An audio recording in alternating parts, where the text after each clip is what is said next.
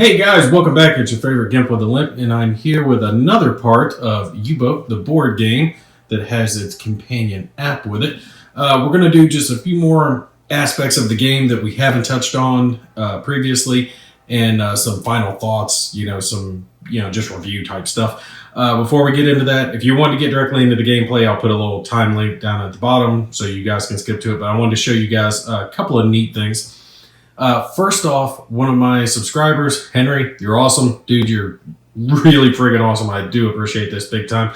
Was nice enough to send me this, which is the Uboot all resin kit that has all the excess pieces in it that I wasn't able to afford when the Kickstarter was going off, kids and all that good stuff.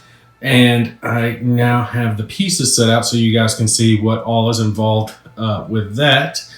These pieces over here are the ones that represent like conditions. So like your flooding or your electrical or gas or fire, any stuff like that. They've got these cool little resin pieces that roll around so you guys can see it to help represent that on the board in case you don't want to use tokens. And that's pretty much what all of these things are for, is to replace a lot of the tokens that come with the game. Like these here replace the little tool ones that are back over there.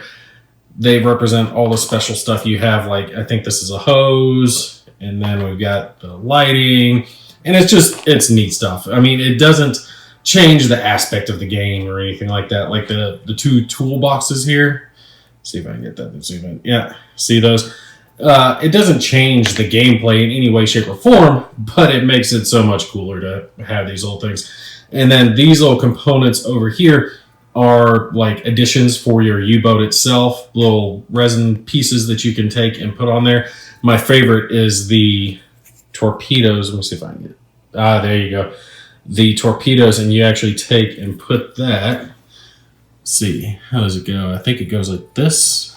So it represents how the torpedoes are up against like that. So how they would actually be loading. You can see there's the representation of the four torpedoes in the first place. So this is just a little resin piece to add to that. And then you've got like the engine and the periscope and some of the working stations. Really cool addition to the game. I really do appreciate you sending all this stuff to me, Henry. You're awesome. Thanks for the DVG game, by the way, too. You're really cool. I do appreciate that. Big shout out to Henry for supporting the channel. Okay, one other thing I wanted to mention is if you're into history at all, which most war gamers are, make sure you take and actually look up some of the stories about interesting things that have happened with U-boats during World War II.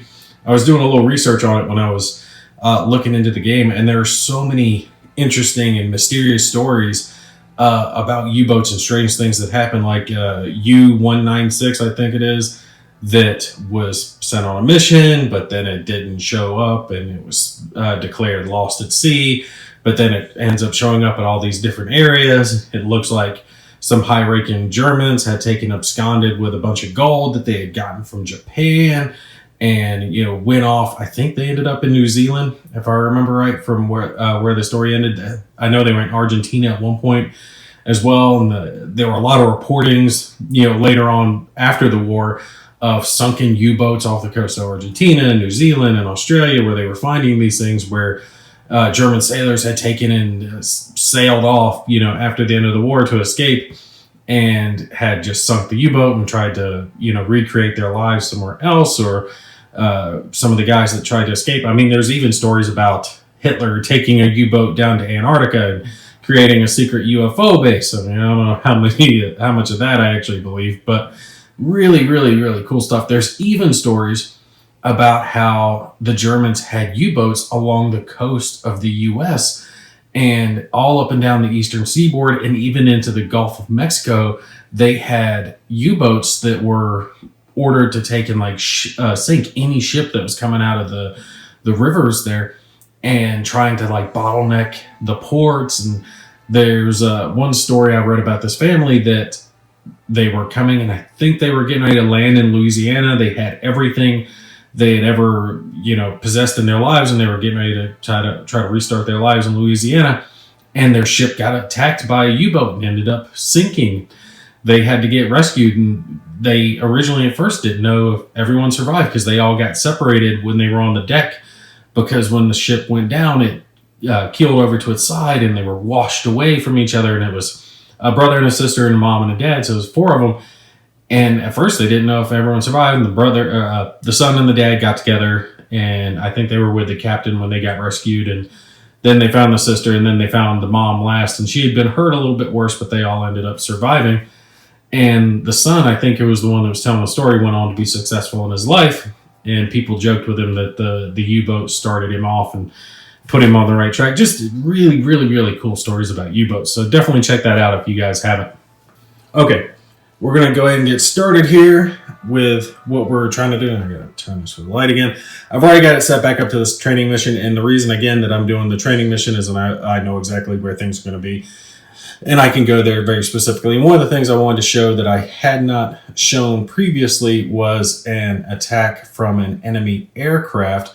And we know there will be air at AN-35 and AN-36, and we can practice using our 20 mil gun. We haven't done that previously, so I want to take and try that out and see how it works. So we'll start our mission. Okay, here we go. Here's the thing all started up. Now, we'll go ahead and plug in our observers. I've got 3 up top, just like I always do. You guys can see them up there. I've even got one sitting next to the AA gun ready to go. Now, remember, when they take and go ahead and start using the 20 mil gun, even though they're already up there, you still have to flip this over because they're no longer observing. So that activation does get spent. But they'll observe for now until we find them. And we'll go ahead, and I did figure out the bearing and the course already correctly this time. And we are here, and we're going here. I've got it marked there, AA. And it's a relatively short distance, about a square and a half or so, that we're heading off in that direction. And we're going in 50 degrees is the direction. So it seems like they set a lot of these as like easy courses to find. So we're going to go towards 36. It's actually 35 and 36, so I guess we could go straight north, but I already figured it out for 50 degrees. So we'll go there, and if need be, we can head back in this direction to see if there's any more aircraft. So we'll take and issue a couple of orders. For that, we're going to do our course and our speed for the direction that we're going. We're definitely going to be full ahead. So we'll resume this. I'm not worried about maintenance. We've already shown you guys how that works. We'll take and throw in our course. Course is 50 degrees. 50, and I went too far. Come on, tick back. Oh, I always think the left should be the one that ticks down. Okay, here we go. 50 degrees. Do we have helmsman there? Yes, we do. Our speed is going to be full ahead. Do we have 2 guys there? Yes, we do. Bam, and then we're good. You see we've got our guys located there, and we've got our helmsman located there with all our neat little additions, thanks to Henry. Thanks again, man. All right, full ahead, and let's take and transit speed to our destination, and then we'll cut back to the combat. Okay, we're cutting back into it. We've got contact 1, a small vessel detected. That is interesting because I thought it was just going to be aircraft here. So, oh, wow. Look at this. The weather is horrible. We're on the surface. I have no idea where contact's going to be or how we're even supposed to take and attack any aircraft. There's not going to be any aircraft in this weather. There's no way they're going to show up. Okay, so that's 0 degrees. That's straight ahead. We could go underwater and avoid this, but I don't see any small contact. I mean, it's hard to see because we're tilting so damn much. And it lags just a little bit when I take and zoom in, but I'm still not seeing any ship. We could take and spend an order and use our, what's it called, the hydrophone. I don't think you have to be underwater to use the hydrophone. You guys let me know if I'm wrong on that. Where is it? It's instruments. It's not showing up. So I guess you do have to be underwater to use the hydrophone. Okay, it says its bearing is 3 degrees. So it's straight ahead, actually. That's almost 3 nautical miles. It's almost straight ahead of us. Is that it? Up there? I think I see a little small something. We might end up using the deck gun instead. Something that we haven't done. But I really did want to show you guys aircraft because I haven't actually dealt with them yet myself, and I wanted to see how that worked. So let's go to action speed and see what happens if we take and get a little closer to this thing. See, 1.7 nautical miles. Oh, I always hit that button. All right, let's see if we can see him. Okay, what is that? Where is it? It's just over here. Okay, you guys see it right there? That is whatever this small vessel is, and that thing is freaking tiny. I thought this quadrant was supposed to have aircraft, but it seems like we do not. Let's get a little closer. We'll action up a little bit and see how close we are. Oh, look at this. We're at 1621 meters, 1590. We'll get a little bit closer and we'll try to use the deck gun on him and see how that works. Let's see. Where is it? Okay, there it is. Do you guys see it right there? It's a tiny, like, fishing boat, I guess it is. I'm not sure what that thing is. Actually, let's see if it shows up on our little sheet. Let me grab the sheet. Okay, I grabbed out our little identification sheet that we're supposed to use for the navigator. And that thing, what the hell is that? Is that a Corvette? It can't be a Corvette. It's got like a flat back. No, that's gotta be that's a fishing boat. I see it down here. That's what it is. It's a fishing boat. Yeah, just a little fishing boat, so we're not gonna have any aircraft. But that does mean that we can take and shoot at this little SOB without worrying about him coming after us. We can just barely see him over there. Let's go to action, scoot up on him a little bit more. Okay, he is just off to our right. He's 700 meters away. I think that's still a little far. I know we can hit him with the deck gun at that range, but not too well. And I think we're actually getting away. So yeah, bearing is 103 degrees. We actually need to turn towards him. So let's issue an order to stop. Crew in position. We'll hit stop. Issue an order for that. As I think about this for a second. Okay, here's what we're going to do. We're going to take and issue an order to take and change our direction, and we're going to match his bearing or his course at 214 degrees, and then we're going to take and issue an order to go half ahead because I don't think he's going to be fast enough to, if we go full ahead, we'll pass him. What I kind of want to do is pace him. So let's see if we can do that. We'll set our course to 214 so we can match him. I don't know if this is going to work that well, but we'll find out. 214. Crew in position, yes. We already spent the order. Speed, we'll go half ahead. Confirm. Okay, so now we should be pacing him. And you see everything's changed. It's turning. His bearing to us is changing. And it should go all the way across and then come back around because we're turning to face him, actually. So now we're just passing it. And like I said, I want to kind of pace him and see if we can shoot some shots at him. I don't know how well we're going to do since we're about 1 kilometer away. I think we should be able to hit him at that. Or if we have our course just a little bit different. Oh, God, let me think about this. If we were going 50 and we turned... Okay, well, let's just try shooting at him and see what happens. So we'll issue an order. Again, we're almost running out of orders. We're going to have to go to high alert here, and we will go to armament. 88 mil cannon. Okay, why won't you let me do the cannon? Oh, damn, is it the weather? Maybe it's the weather. Won't let me do it. Okay, he is at bearing 317 degrees, so let's take a look for him. He's over here now. 317 degrees, about a kilometer off. I'm wasting my time, all this time on a fishing boat. Let's see. Yep, there he is, little fishing boat.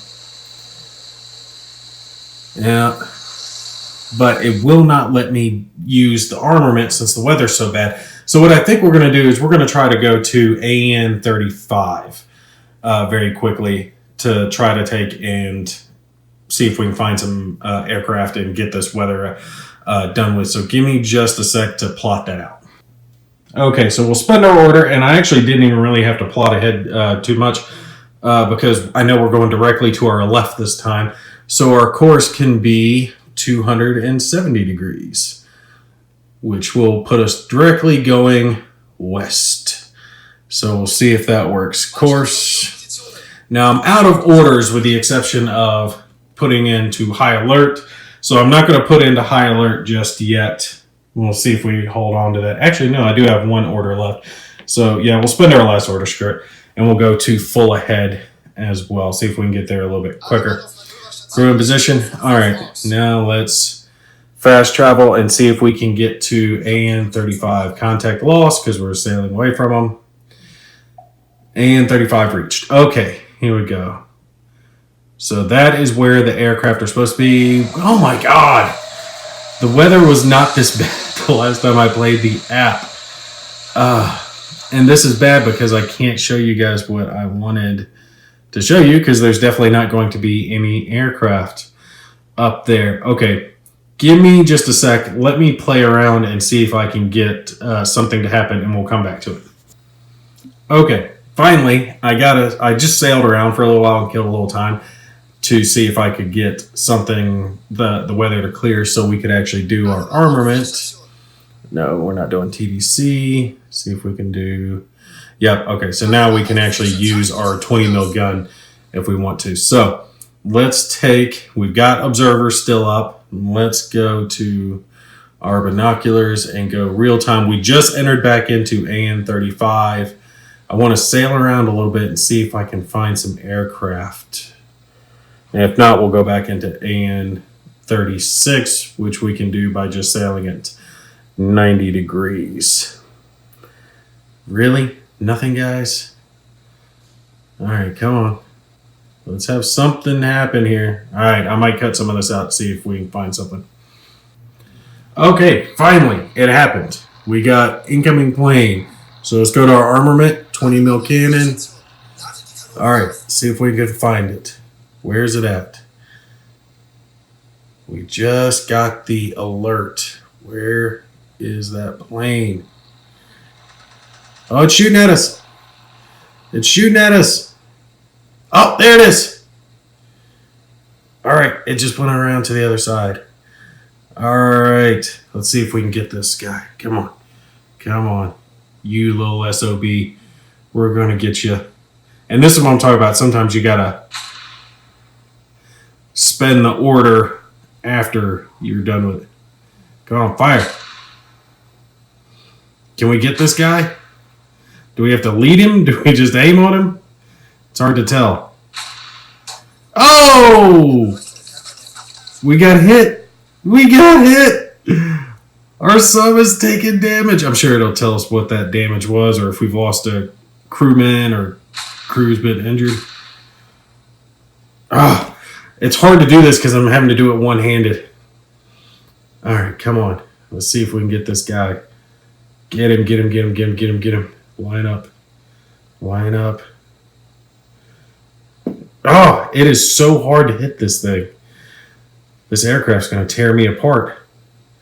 Okay, come on. Come on. Come on, you little SOB. We're going to get you. Nope, we did not hit him. I think we scared him off, though. Now, realistically, if you're playing the game, you just want to dive. You don't want to sit here and fight these guys, but you do have the option. Oh, that looked close. I thought I had him on that one. Doesn't fire every time. Fire faster. Faster, faster. Oh, I thought I had him on that one. Come on, let's see if we can get him. Come on. Where is he going? Where are you going, you old bugger? It would help if they had like a flak burst or something to kind of help me lead this in. Where's he going? Hello? Damn, I lost him. Is he gone? Did we kill him? Maybe he gave up. Maybe that's it. I guess they only shoot for so long and then they're done. Because, yeah, I'm circling around and there is no plane left. So I guess you've only got so long. Maybe I either hit him and he went into the sea, or more than likely he ran out of ammunition and the attack is over, because I doubt he's going to just sit there and keep firing. But there you go. That's the attack. Oh, and there we go.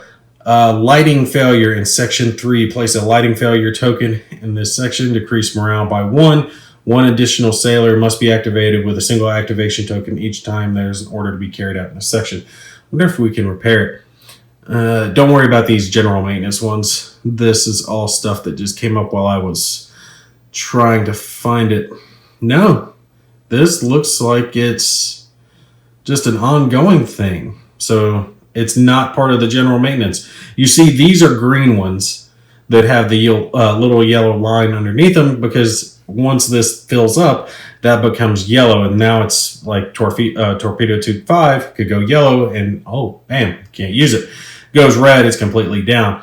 So something to keep in mind. But this lighting failure in that, so that just looks like it's ongoing. Doesn't look like we're able to actually fix that problem. That is unfortunate, and you'd have to have taken decreased morale by 1. So drop morale down. Not that big of a deal. And then we draw our card. You may activate any that shaped Pentagon Sailor to discard this card. If you don't draw another morale, if you don't draw another morale card and resolve it, that's not a big deal, especially since I'm playing on easy. We could just take and put a activation token on our captain, which is actually up there, because we did have a watch change while I was taking and trying to find an aircraft for you guys. But that at least shows you what aircraft look like when they're incoming. I don't think the 20 mil is too easy to use, but please bear with me, because I was trying to use it one-handed, and it would probably be a hell of a lot easier if I could aim with one hand and fire really quickly with the other. We might have been able to get him that way. The 88 mil gun, the anti-ship gun, works the same way. And just like in real tactics, the only time you would probably end up using that is if you encounter just a lone merchant vessel or that little fishing trawler that I ran into earlier. And at that point, you would take and you could use the 88 mil gun if you didn't want to waste a torpedo on a ship like that, and just have a little target practice at that ship's expense. But I do know that some merchant vessels did, like especially later in the war, did have some smaller caliber guns, but they were armed and they could fight back. I'm not sure if this game simulates that, but I wouldn't be surprised if it did. So if you were playing a later scenario, you could possibly be attacked by the merchant vessels. I would not be surprised in that in the least.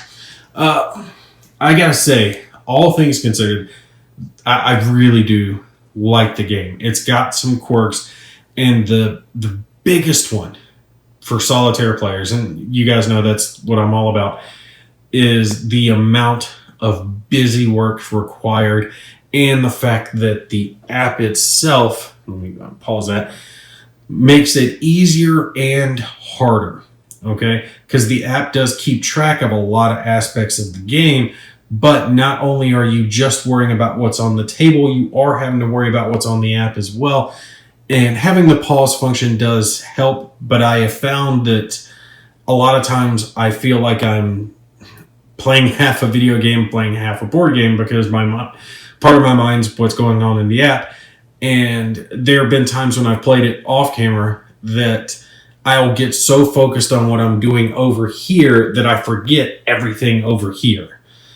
And I think that's just going to happen. There's really not much you can do about it besides keep reminding yourself to slow down, keep track of everything that you're doing. Because in a situation like that where you've got the aircraft coming in, you're not going to be able to sit there and go, okay, well, I'm going to order this guy to do this. And no, you got to fight the aircraft right then, because the aircraft caught me while I was on the surface, which was actually my goal. But you're either going to have to take and go ahead and dive very quickly, or get a guy up to the gun. But whatever you decide to do, you need to operate that in the app. And if you're playing a 4-player game with each person in each station, it's not a big deal, because the captain could go dive, dive, dive, and first officer's like, ooh, I'll hit the buttons and make us dive, or the captain's like, get to the 20 mil, take him out, and you're moving you guys around. But if you're doing this solitaire, go ahead and take and react to whatever's happening. Go ahead and get your guys in the position, control from the app, do whatever you got to do. Remember that you have the pause function, but just keep track, hey, I did this and this and this. I mobilized some guys and I told them to, fire the gun. So that's a couple of orders that I have to take and account for once we've shot down this plane, or once we've shot this ship. That's, something I have to take care of. And the game's fun. It's not a big deal if you take and miss an order here or there. You're going to have the watch trip over in 6 hours anyway. And especially with the addition of high alert, you don't run out of orders that much anyway. So if you guess wrong, or calculate wrong, one less or one more, it's not the end of the world. It's not that big of a deal. I gotta say, just as some additional final thoughts for the game, if you are a person who is into U-boats and submarine warfare from World War II, you've played U-boat leader from DVG and Silent Victory and Silent War and all the others that exist that are out there. There's plenty of submarine games out there. But if you've played those, you'd be a fool to pass this one up. I love this game. But, key but, is if you are a purist, if you're one of those people that thinks war games, board games, whatever, cannot have an app, then this is not for you. Like 100% not for you. Because not only is the app integral to the game, it is one of the biggest parts of the game. You will find yourself, if you're playing the solitaire, you're going to spend half your time over here and you're going to spend half your time over there playing with the app. So if you can't accept that, if that's not cool with you, you don't want to play this unless the app's just like a minor part, this is a hard pass for you, because the app is so much a part of this. You're going to find yourself for extended periods of time, especially when you're hunting your target, sitting in front of the screen, operating what's going on there, and less what's going on over here. So for me, that's a bonus. I like that addition, and there are plenty of other people out there that do, obviously, because the game sold well. But if you are a purist, I understand that. It's not everybody's cup of tea. This will be a hard pass for you.